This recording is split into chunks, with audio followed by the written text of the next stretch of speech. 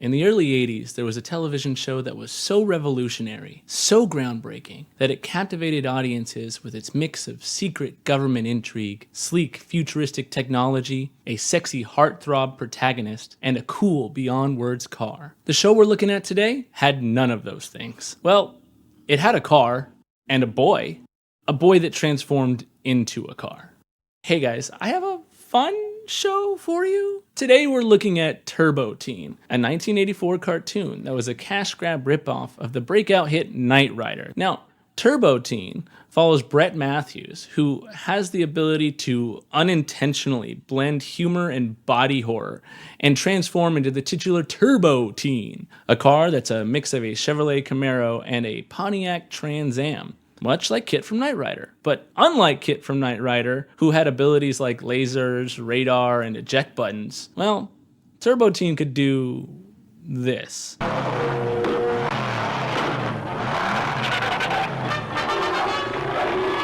now for the greatest show on wheels. Big Cat, back. Brett, along with friends Patty, Alex, and Rusty the dog, went on adventures both at home and at exciting locales across the globe, like New York, India, Indian ruins, the other kind, and Iowa. Sometimes directed by U.S. Agent Caldwell to conduct secret government missions that a car and some teens would clearly be the only ones qualified to do. And 1 minute we're talking to Agent Caldwell, the next minute we're flying over the jungles of India. Agent Caldwell said he needed Turbo Teen. There was no time to explain. This should give us the answers.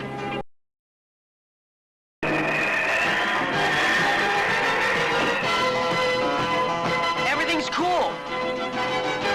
Except for a little hot soup. Oh no! Time!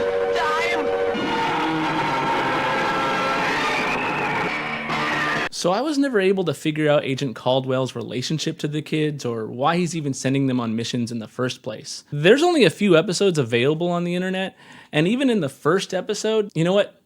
I'm getting ahead of myself. Let's just start with the intro, which luckily explains everything you need to know about the show. I'm Brett Matthews. It was a stormy night when a bolt of lightning forced me off the road. My car skidded into a government laboratory where a top-secret experiment was underway. I swerved into the path of Dr. Chase's molecular transfer ray, causing me and my car to become one.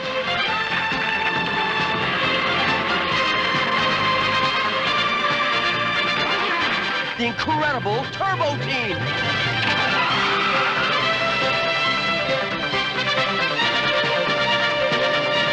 Now, that intro is great because it not only shows his transformation, which, thankfully, we see a lot of in the show, but it also cues you up for the high caliber of thrills you'll get when watching Turbo Teen, like Turbo Teen getting stuck in a tree, Turbo Teen getting a car wash, and Turbo Teen going upstairs. Stairs and water being an integral part to both Turbo Teen's abilities and eventual weaknesses. But again, I'm getting ahead of myself. Must be that Turbo Teen's got me all revved up with all of its high-octane adventure. First, I want to talk about the obvious elephant in the room. A bunch of kids won't stand in our way. How about a turbocharged car? Let's talk about Turbo Teen's transformations. Every single episode, Turbo Teen transforms back and forth from boy form to car form and back, multiple times an episode, which can be funny, like the gratuitous butt shot of Brett's literal junk in his trunk.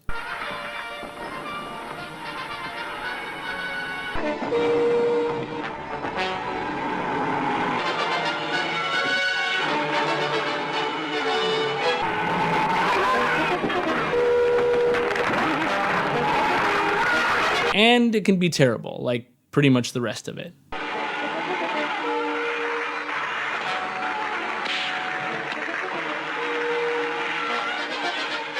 Now, Brett doesn't exactly transform by will. You see, Brett turns into Turbo Teen when he gets too hot, and he reverts back to Brett when he gets too cold. Why? Because science magic. So, of course, his temperature fluctuates wildly in the thick of the action to add to what I guess this show calls tension, which keeps Turbo Teen on his toes? Tires? So the show tries to find many ways for Brett to get hot.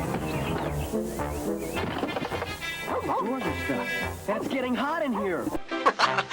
Thanks, boy. Brett! We can fix that. With the spicy burrito. It's nice and hot, Turbo Teen.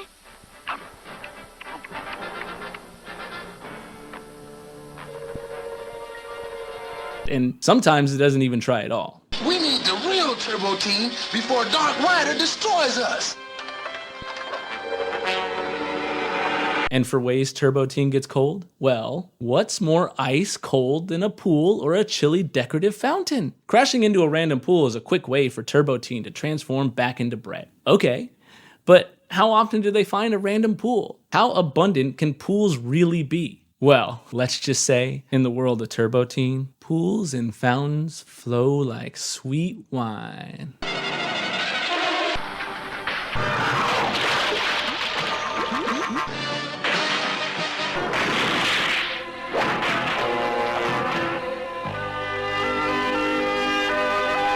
So many pools. Also plenty of paint, ice, and whatever else might get Turbo Teen a little nippy. But for some reason, not mud. One thing I really enjoyed was when Turbo Teen transformed while he had passengers inside of himself.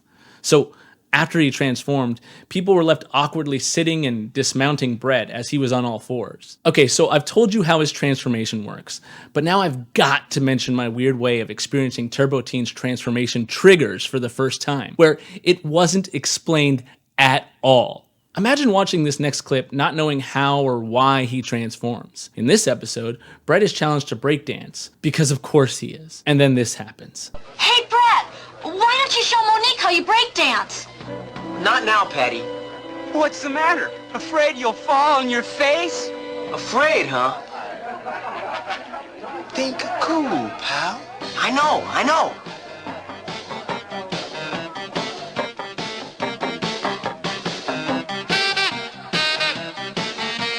So much for thinking cool. Gotta go. Wait! Go back!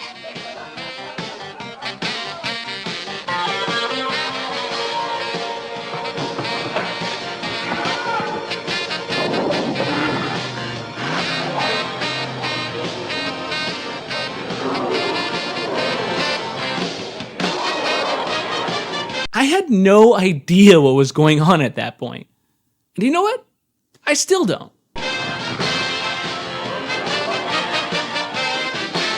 Also, the fact that Brett transforms into Turbo Teen is kind of sort of a secret to the world. It is. It definitely is. I mean, after all, the gang goes out of their way to expertly hide Turbo Teen when his secret's about to be exposed to his idiot parents.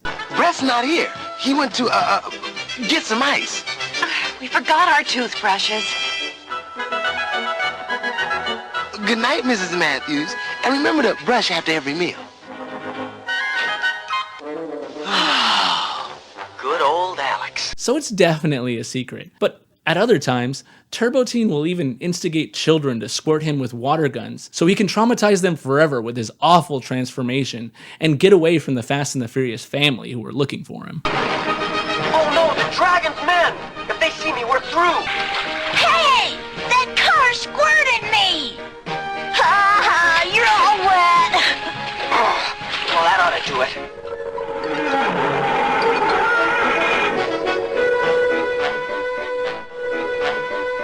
Or when the star witness they were escorting across the country realizes who he is and decides to keep it their little secret.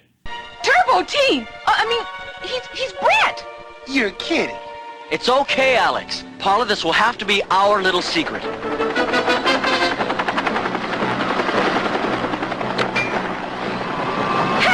Never mind that any rational person would just simply lose their goddamn minds having seen a dude transmutate from a Trans Am. But hey, those were dire circumstances, right? I bet most of the time, Turbo Teen transforms only in secret, lest the whole world find out who he is. Beauty pop. Come on, Brett. High heat coming up. Just getting a perm.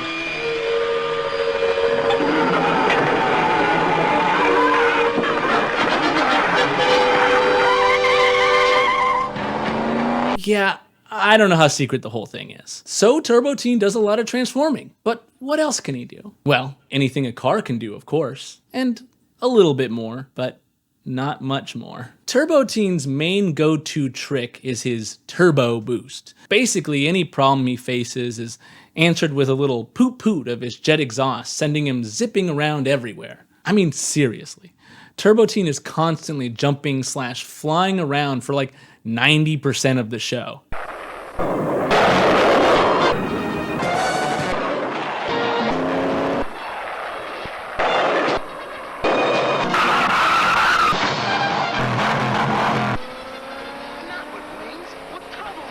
I get it. What should I expect about a show with a car boy for a protagonist? And while Turbo did sometimes break the laws of physics, which were the best moments, it's just that it got really boring. By like the third episode, I was begging for a laser, a saw, some tacks, that Speed Racer kind of jazz, you know? But it never came. I was so desperate for a change-up that I almost wet my pants when Turbo Teen would use a rope to climb something or spit out some oil to slick the road. And don't get me started on when he finally did use his Speed Racer extendo legs for the first and only time. I lost my shit. Oh no, it's bumper to bumper. And no time to stop. While Turbo Teen has his own Scooby-Doo rogues gallery of villains, including a possessed claw man and an Indian chief car gang leader, I'd say there are two main big bads of the series. The first is the mysterious Dark Rider, who I actually kinda dig. He drives a monster truck, seems to exist just to harsh Turbo Teen's vibes, and has a cool voice. The car, where is it? The flat tire, the hole in the shoe.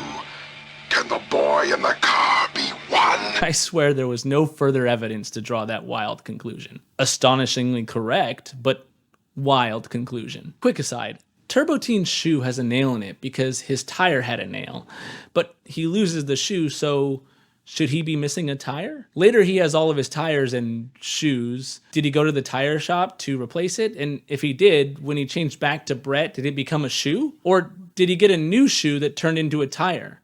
If you get different brands of shoes, would it translate to different tires? Gotta watch out for those Adidas tires. They just don't have the same traction, you know? But I do like Dark Rider's opportunistic quick thinking. But I can't test it for fear of a side effect that could return an animal to its primitive state. All an ordinary dog to a wolf. Let go of me! What do you want? I want you to help me capture Brett Matthews. And he has a unique take on the world of science. Impossible. A boy cannot be a car. As a fellow scientist, you should know that nothing is impossible. I don't think most scientists would agree with that, but manifest that destiny, Dark Rider. Apparently, Dark Rider is also a master of disguise because he cosplays as a janitor from time to time. Also, in one instance, a mysterious case falls out of the back of Dark Rider's truck as he speeds away, which I thought was going to be something ultra cool, like a bioweapon or a huge stash of cash, but Dark Rider dropped his makeup kit. my makeup kit! Now I have to go back to Spirit Halloween! Curse you, Turbo Teen! The next big villain of the show is a little more esoteric. This baddie is what I like to call non-ideal flooring. In the same way that some movies or shows might wax poetic about the city they're set in being another character in the story, such is the ground a foil for Turbo Teen's heroic efforts. We've already discussed the grotesque abundance of pools, which I suppose are a flooring in a sense, but beyond even those, Turbo Teen is constantly harassed by one of automobile's worst frenemies, the ground. Whether it be a collapsing building, slick ice, a plane's trapdoor, a bridge, or even a bridge, non-ideal flooring has it out for Turbo Teen and wrecks his day, turning up even more often than Dark Rider does. In fact, I would go so far as to say that non-ideal flooring may be Turbo Teen's true arch nemesis. Look out for the drawbridge! Did he say drawbridge? Though, I should mention that Turbo Teen does have an ally, one fighting for the light against the dark that is non-ideal flooring. This partner in fighting crime is a true ally indeed. And this ally is large car-sized interior spaces. Now, you might think as a car, Turbo Teen would have issues maneuvering inside almost any interior space. You'd think wrong. Inside every space, hallway, room, doors, dining area, stairs, and even passenger trains are designed so luxuriously roomy that Turbo Teen's heavy metal frame always seems to fit like a glove. Cynics would say it's lazy writing, but I'd argue, yeah, the writers definitely couldn't figure out a way to include a friggin' car in any space other than a road or wide open ground, or, as we in the biz like to call it, ideal flooring. One time I did get pretty excited when Turbo Teen popped a sideways wheelie to get through a regular human-sized door, and I thought, oh, hey, they finally made the inside tricky for him. Conflict. Nice. That's how starved I was for a shakeup in action. I was excited to see a regular door. But hey, I took what I could, and I was happy until Turbo Teen got through the door and drove straight into a car-sized elevator. And that's a passenger elevator. Not like a cargo one. It has an attendant. See? A regular, car-sized passenger elevator. I mean, could he have not just for once done something cool like crash out of a window and drive down the side of the building? No, he couldn't. And he wouldn't. We should be so lucky. Alas, large, car-sized interiors truly are a powerful ally indeed. I forgot to mention the Turbo Team, the teenage sidekicks every horrible boy car beast needs on their daring adventures. At least that's what I think they call themselves. Sometimes I couldn't tell if they were saying Turbo Teen or Team. I mean, it makes sense for them to say Turbo Teen, but it kind of seemed like they were referring to themselves in a plural, so a Turbo Team with Turbo Teen. Anyways, Turbo rolls with his best friend slash mechanic slash computer engineer, Alex, along with romantic interest in school paper editor, Patty. Oh, and of course, Rusty the dog, who despite one time going absolutely banana dicks after being poisoned by gene-reversing smelling salts and trying to take out Turbo Teen while ruining a high school football game, he actually saves the day quite often and is a very good boy. You're a lifesaver, Rusty! Cheers! I don't remember ordering anything. It's a surprise.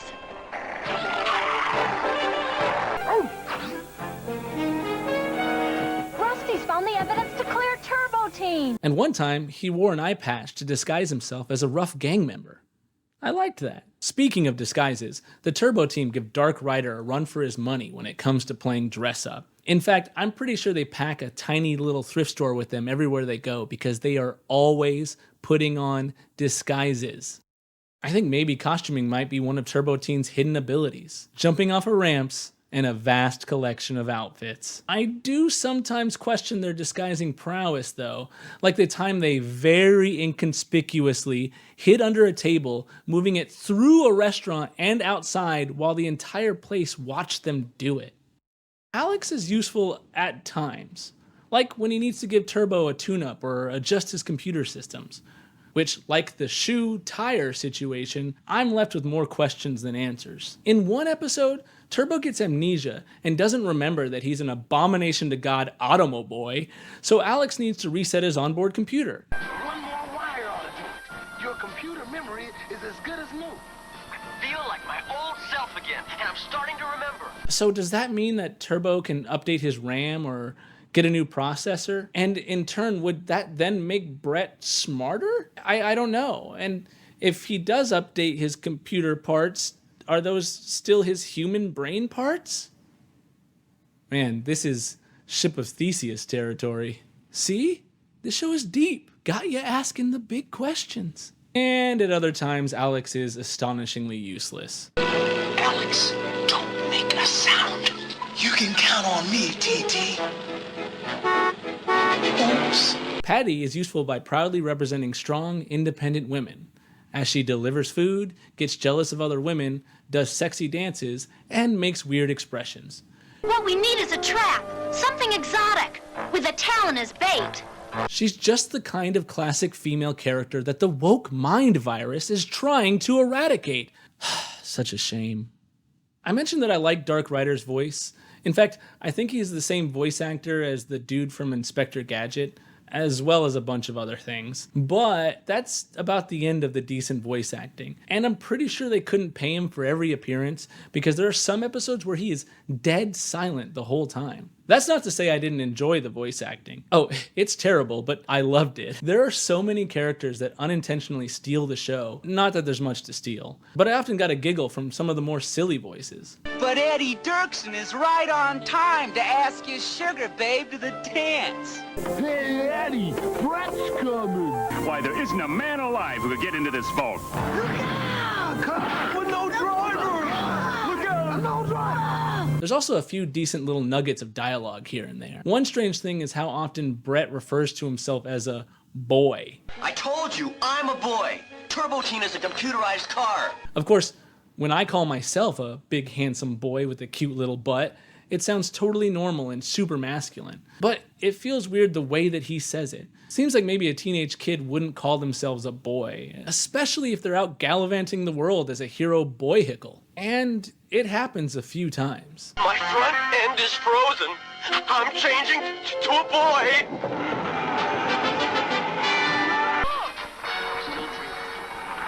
It's no dream, Turbo Teen. You see, you're a boy and a car. Amazing! The rest of the gang's voices aren't as amusing. Alex always speaks in this 80s cool guy jive? A-OK, TT. You just net the big fish, and I'll do the rest. Welcome back to the pack, Jack. I knew that curse was a lot of jive. Do I have to wear lipstick? Let's see. The diode connected to the electrode connected to the cathode. What's it mean? Not saying that talking like that can't be cool, but Alex does not nail it. I don't know what to say. Say you'll meet me after the trial for some pizza. Patty doesn't seem to know how to do proper inflections. I bet the pilot's hungry. Sir, coffee, tea, or the twisted claw? It's the flash of light. And it's shining right through the bird's eye. There's another way. Change you to Brett. Hurry, Rusty. But Raj, are you sure your father is possessed by the twisted claw? And we saved the White House. Though one time, I'm pretty sure she was about to call another girl a slut. The dancer with Monique, oui? Yeah, but How can you go with that snob?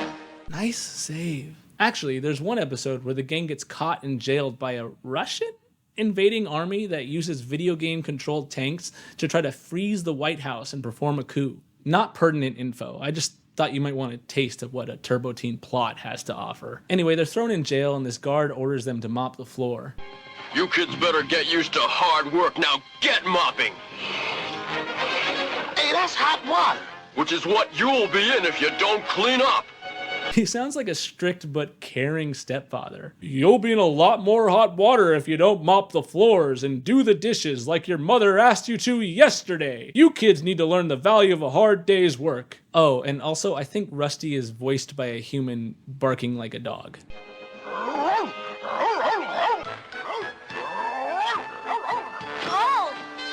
Finally, I want to point out the animation. It's not great. I know that's a hard thing to judge a show on from this era, and yeah, maybe I've been judging this show a little harshly, but let's be real. There's a reason there's no Turbo Teen toys or a reboot starring Timothy Chalamet on the way. Chalamet on the way. No Chalamet on the way. Admittedly, the sole blame for that doesn't land on the animation, but it certainly doesn't help. Weird perspective, shoddy cell work, even entire missing angles and moments plague the series and make the watching experience so jarring. In the copies I watched, there were often sped up, choppy, or frozen sequences that I initially chalked up to bad rips when converting digitally. However, almost all the episodes are clearly from different sources, and I started to notice their runtimes were all very similar. Each time one of these animation gaffes happened, it seemed to skip over something sort of, kind of, unimportant to the story. So my theory is that the creators of the show had an issue with runtimes and had to shorten or elongate episodes to fit that broadcast requirement of 20 minutes. If I'm right, that's such an ill-planned and chaotic way of making a cartoon. Speaking of chaos, there was a nice side effect of the strange animation choices. Not all of it was bad from a technical perspective, some of it was just wild and weird. I particularly enjoyed that every so often the gang's adventures would result in absolute chaos for the communities they took place in.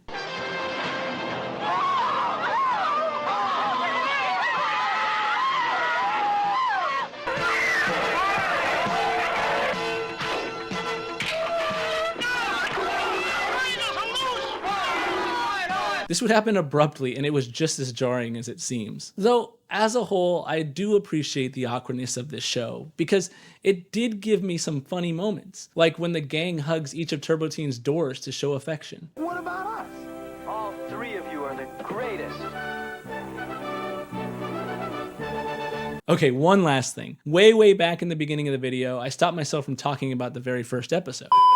Duh, I don't understand why dumb 80s cartoons so dumb. Why government man send kids on dangerous mission? Cartoon dumb, me smart. Me spend 20 hours on dumb cartoon. Come dumb cartoon, don't spend no time on plot time, dumb.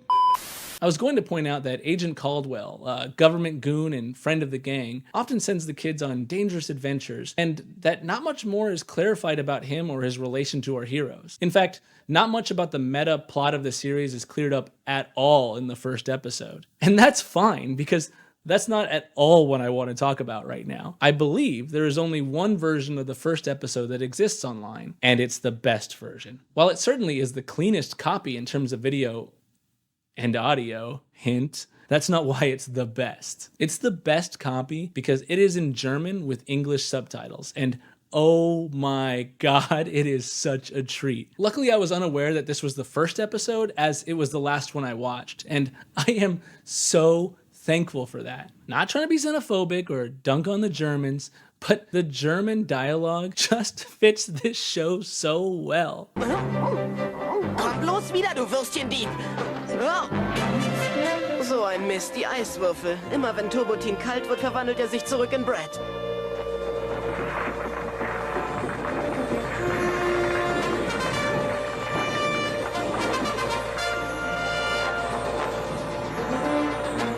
Hey, ich merke was. Ich verwandle mich in Turbo-Teen.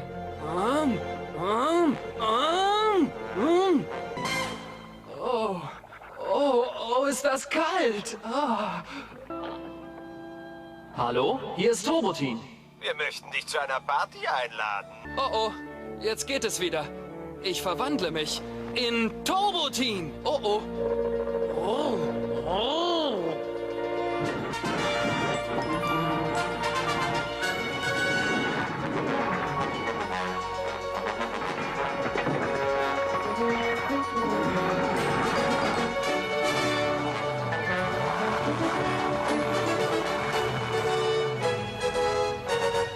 If I hadn't heard of Turbo Teen and you showed me this episode telling me to check out this wild German cartoon, I would have totally bought it. And honestly, I would have enjoyed it even more. I wish all of the episodes were in German. As an added bonus, whoever subtitled this decided to randomly subtitle some of the visual action as well for some unknown reason.